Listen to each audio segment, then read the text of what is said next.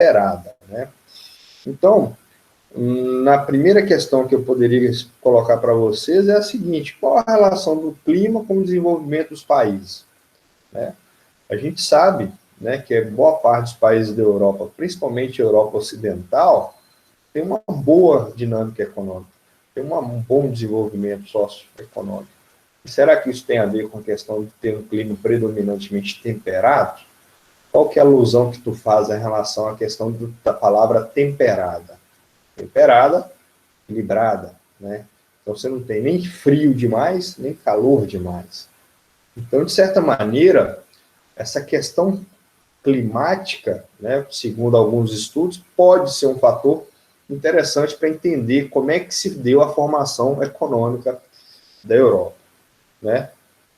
Um estudo feito pela Universidade de Berkeley colocou que uma temperatura média para os países mais desenvolvidos gira em torno de 13 graus, temperatura média, tá? Então, quando eu falo temperatura média, eu pego a máxima e a mínima.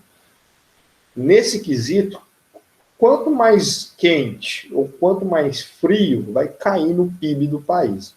Então, quando você sai da Europa e vai para uma região tropical, como é o caso aqui na África, cai vertiginosamente, né?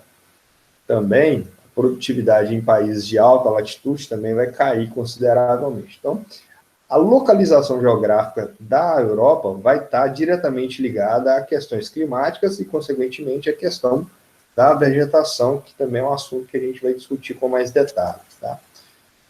Bom, uma coisa importante que a gente já viu aqui é o fato, né, do território europeu ser extremamente recortado, ter muitos mares, reentrâncias, penínsulas, como é o caso da Península Itálica, Península Ibérica, as ilhas, né, aqui da Grã-Bretanha, né, as penínsulas escandinava, né? Então, a chegada aqui do mar, aqui da Espanha, França, entre outros, tudo isso tem que ser relacionado. Então, não é por acaso, né, que a expansão marítima no século XV foi decorrente dos países aqui da Europa, né? E uma curiosidade interessante da gente pensar, galera, é que essa característica, por exemplo, como aqui a gente tem muitos países próximos ao mar, né? Então, a relação dessa população com outras regiões sempre foi muito mais intensa do que, por exemplo, regiões no interior da Europa. Então, a gente pode pensar, por exemplo, que isso influencia até no modo das populações, dos estados, das nações, relacionar um com o outro. Por exemplo, né, vamos pegar o caso aqui da Inglaterra, né, que é uma ilha aqui, tá, aqui junto com Irlanda, Escócia e tal. Esses caras sempre tiveram muito contato com outros povos, né? Então, hoje é um país que é mais aberto culturalmente, né? Esses países aqui da Europa Ocidental, aqui, abertos do ponto de vista cultural, apesar de alguns detalhes nacionalistas, né? Mas agora você compara, por exemplo, com um país que está aqui no centro, aqui, ó. Vamos pegar o Afeganistão, um país que está lá encruzilhado, lá incrustado no meio das montanhas lá do leste europeu. É uma sociedade extremamente fechada, né? Você tem a forma de lidar com o afegão é diferente de lidar com o inglês, tá nisso aí também, né? O relevo, né, um assunto que a gente vai detalhar agora nessa primeira parte, ele está muito ligado à questão da distribuição da população, né? Então, de maneira geral, onde tem mais densidade demográfica, onde tem maior número de pessoas, são justamente as áreas de menor declividade, ou seja, de relevo mais plano, né? Então, de maneira geral, a gente pode falar que a Europa ela tem um mosaico de relevo muito interessante. Primeiro, você tem predomínio de planícies, né? Como vocês podem observar, essas áreas em verde, principalmente, né? Então, as áreas de planícies, então você tem grandes planícies. Ao mesmo tempo, você tem aqui os planaltos do norte, ou os maciços antigos, né? Que são aquelas áreas onde bilhões tinha dobramentos modernos para a época, né, ou montanhas. Hoje você tem aqui os maciços antigos, como questão daqui da Escandinávia, né? Você tem os Alpes, que é uma região de dobramento moderno, que é a região onde está crescendo, você tem dinâmica de contato de placas tectônicas, né? Então você tem essa diversidade de contexto geológico na Europa, mas predomina-se principalmente as planícies, né? Então, isso vai estar diretamente ligado à demografia, à distribuição da população e também à questão da hidrografia da Europa, que é um fato importante da gente estudar, né? Então, de maneira geral, né, o relevo da Europa ele vai estar diretamente ligado à sua geologia.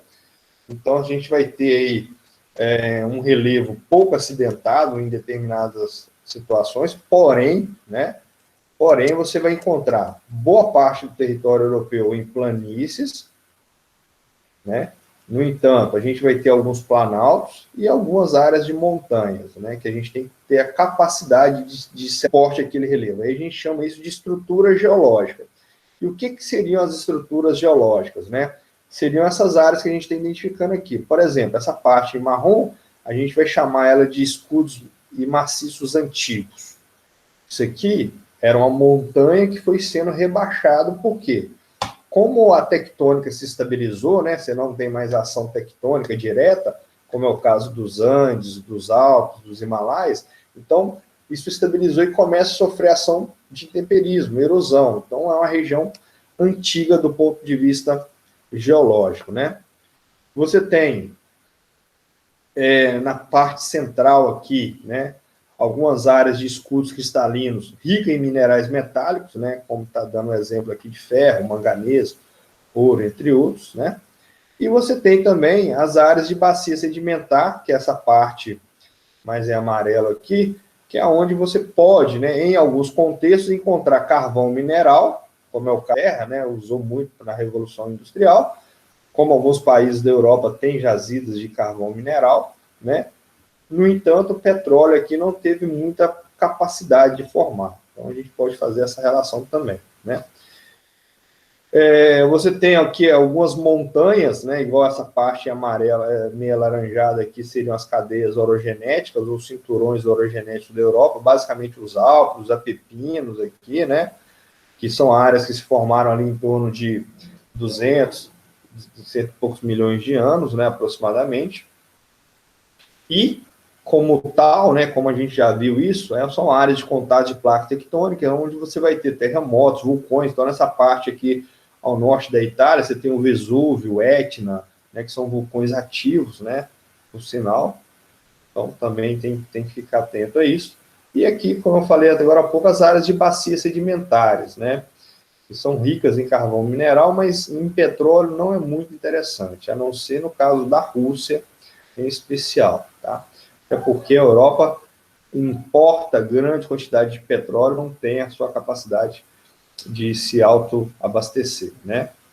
Uma vantagem da questão das bacias sedimentares, que podem ser relacionadas com as planícies, estabelecer nessas áreas verdes, né, rios em planícies, o que vai facilitar, por exemplo, na navegabilidade dos rios. Então, boa parte dos rios da Europa tem essa peculiaridade de permitir que você navegue sobre eles, né? Então, ajuda muito na questão do transporte fluvial.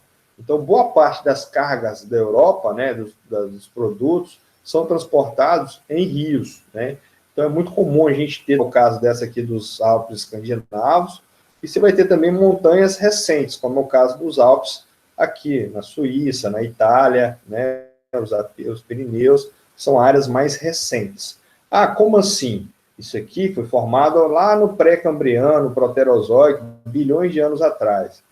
Esse aqui foi formado nos últimos 200 milhões de anos atrás, tá? Então, cuidado com relação a isso, tá? Aí, estou destacando aqui as formações mais antigas, né?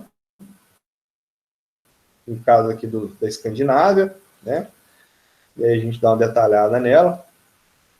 Uma vantagem em relação às áreas recentes, né, que elas não têm muitos tremores, muitos terremotos, então a gente tem uma certa estabilidade aqui, né? Aqui são algumas imagens dos Alpes lá na Escandinávia, né? Tem até um teto lá da região da Noruega, Songe, um pico, uma montanha que muita gente tenta escalar, que é o ponto mais alto da Noruega. Deixa eu ver o meu computador.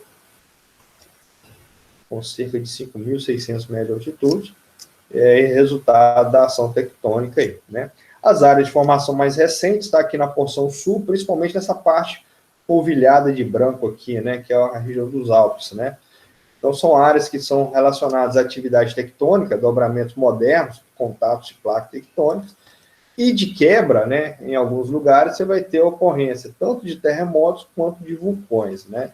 Então, na Itália, na Grécia, você tem aí alguns terremotos, alguns vulcões, né, o Santorini na Grécia, o Etna, Vesúvio e o Stromboli na Itália, né, são os principais vulcões. Esses vales aqui, no meio entre montanhas, escarpas aqui, o que acontece? São áreas de sedimentação e muitas vezes o solo aqui tem uma boa característica de fertilidade que permite você desenvolver uma boa agricultura, né? Então é muito comum em regiões na Europa você ter essa paisagem aí que é intercalado de ocupação urbana, algumas cidades pequenas e áreas agrícolas e tal. Tá? Então aqui a gente tem um panorama geral da questão da geologia e do relevo da Europa. Tá? Então, deixa eu só